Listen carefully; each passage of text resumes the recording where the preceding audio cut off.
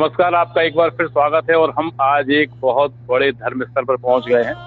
1947 में भारत का बंटवारा होता है, सांप्रदायिक दंगे होते हैं और उन सांप्रदायिक दंगों में वहाँ के जो बरदड़े जो गांव है, वहाँ पर एक अखंड ज्योति जो संत हजारी राम ने कभी प्रज्वलित की थी अपने तपोबल से, वहाँ से सिंध के रहने वाले कुछ लोग उस ज्योति को लेकर वहां से चलते हुए सीधे राजस्थान के रास्ते और बहुत सारा संघर्ष करते हुए दतिया आते हैं और दतिया में उस अखंड ज्योति को, उस पवित्र ज्योति को स्थापित करते हैं। और वो अखंड ज्योति, पवित्र ज्योति स्थापित की जाती है बैंक घर की हवेली के पास मंदिर बनाकर, जिसको बैंक घर की हवेली भी कहा जाता है।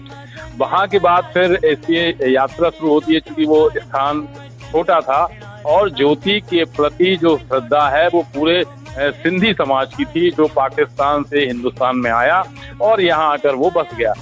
सिंधी समाज देश के कहीं भी किसी भी हिस्से में होता है तो ज्योति स्नान का जो वार्षिक महोत्सव होता है वो एक बार जरूर दतिया में आते हैं। तो जैसा मैंने कहा कि बैंक घर की हवेली में मंदिर छोटा था और पूरे देश से श्रद्धालु आते थे, तो जो सिंधी समाज है यहाँ का, जो सिंधु पंचायत है, उन्होंने विचार किया कि कहीं बड़े स्थान पर ज्योति को स्थापित किया जाए, जिससे कि यहाँ के जो श्रद्धालु हैं वो आकर ज्योति के दर्शन कर सके और जो बड़ा महोत्सव होता है, नवरात्रि होते हैं, बहुत बड़ा उत्सव होता है, उसमें सम्मिलित हो सके। तो उसके बाद फिर गाड़ी खाने पर आकर ज्योति की स्थापना हुई और आज ये स्थान जो है वो सिंधी समाज के लिए सबसे पवित्र स्थान है।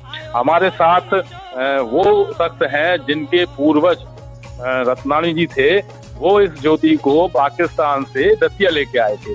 आपका बहुत बहुत स्वागत है एमपी टुडे में जी। हम सबसे पहले दर्शन करते हैं ज्योति के। जब अपना बंटवारे का टाइम हुआ था सन 47 में, उस समय हमारे जो पूर्वज थे, हमारे चाचा लोग, वो दड़े से, सिंध प्रांत का दड़ा एक छोटा सा एरिया है, कस्बा है पाकिस्तान में, वहाँ से प्रज्वलित ज्योति, आप जो ज्योति देख रहे हैं, इस अवस्था में आप देख रहे हैं, उसी अवस्था में प्रज्वलित लेकर आए थे ये दतिया के अंदर।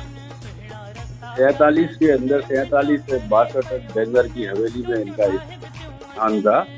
इसके बाद में 1962 से इस मंदिर में वहाँ से ट्रांसफर होके इस मंदिर में इनको अपन ने विराजमान किया है। ज्योति स्नान होता है, वार्षिक महोत्सव होता है, ये हर साल होता है। तो यहाँ से पूरे देश से देश के कोने कोने से श्रद्धालु आते हैं और ज्योति स्नान पे अपनी हाजिरी लगाते हैं, यहाँ के दर्शन करते हैं, सेवा करते हैं। जो विगत काफी समय से यहाँ से प्रस्थान करके गए हुए हैं, जो यहाँ के जो व्यक्ति हमारे समाज के, उनके बाद वो चाहे दतिया में वैसे आए या ना आए, लेकिन ज्योति स्नान के समय में वे अपने जो है कि पूरे परिवार के साथ यहाँ तक संभव होता है, लोग आते हैं।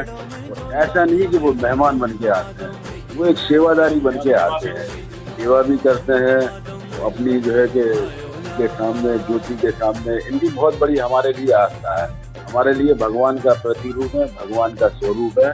हमारे साथ महेश गुलवानी जी भी है और उनसे बात करेंगे हम कि क्या व्यवस्थाएं होती हैं ज्योति स्नान के महोत्सव में। बहुत सारे लोग इकट्ठा होते हैं, तो उनके रहने की, उनके खाने पीने की, उनके ठहरने की क्या व्यवस्था आप लोगों की तरफ से की जाती है? दतिया धार्मिक नगरी है, इसमें सबसे बड़ा स्थान हमारा पीताम्बरा पीठ। उसके बाद अगर कोई स्थान है जो पूरे देश में मान्यता प्राप्त है और हमारी समाज के लिए वो हमारा प्रत्येक सावन का पहला सोमवार जो आता है, उसी पहला महीना जो आता है, उसी से हम ज्योति स्नान का कार्यक्रम मानते हैं। पूरी आप इसको जो शब्दों में नहीं कहा जा सकता है, कि अनुभव किया जा सकता है, आकर यहाँ पे अनुभव किया जाता है किस प्रकार की सेवाएं होती हैं, किस प्रकार का मेला होता है, ये देखने से ही पता चलता है। ऐसा होता था ये एक सिंधी समाज का जो है कि कार्यक्रम रहता है, लेकिन आज की तारीख में आप देख रहे हैं, आप तो यही देख रहे हैं कि पूरे मतलब शहर का नहीं, पूरे प्रदेश का नहीं, पूरे देश का कार्यक्रम। व्यवस्थाओं को लेके आप बताएं, कितने बड़े लोग, मतलब बहुत सारे लोग आते हैं, संत भी आते हैं,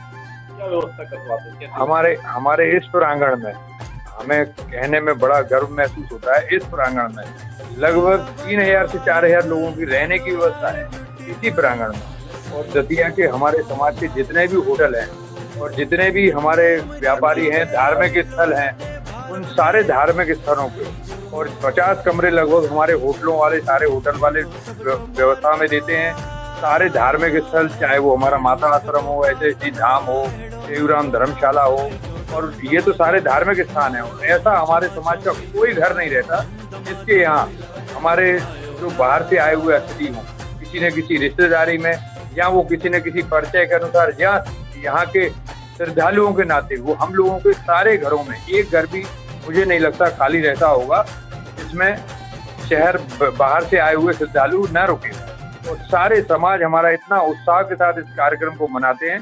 जैसा मुखी साहब ने बताया, हमारा चल समारोह, हमारे 17 संत लोग, तो ये धार्मिक नगरी तो है ही, 17 संत लोगों का आना इतना बड़ा हमारे लिए, दतिया हमारे समाज के साथ साथ पूरी दतिया नगरी पे इतना बड़ा धार्मिक पवित्र आयोजन मुझे नहीं लगता कि हमारी समाज में, पूरे प्रदेश में, पूरे देश में कहीं होता है। हम लोगों का कार्यक्रम बढ़ता ही जा रहा है। इसका प्रारूप इतना बड़ा होता चला जा रहा है और हम लोगों को इतनी अपने आप ताकत साईं की कृपा से मिल जाती है कि हम लोग इस कार्यक्रम को आप सबकी मदद से सफल बनाते हैं। सिंधी युवा संगठन 2 अगस्त को इस ज्योति स्नान पर्व का आगाज करेगी बाइक रैली के साथ, जय ज्योतिनवारा के नारे के साथ। इसके साथ इस बार देश विदेश में मशहूर जतिन उदासी इस बार आकर्षण का केंद्र है, जो अपनी रंगारंग प्रस्तुतियां देंगे।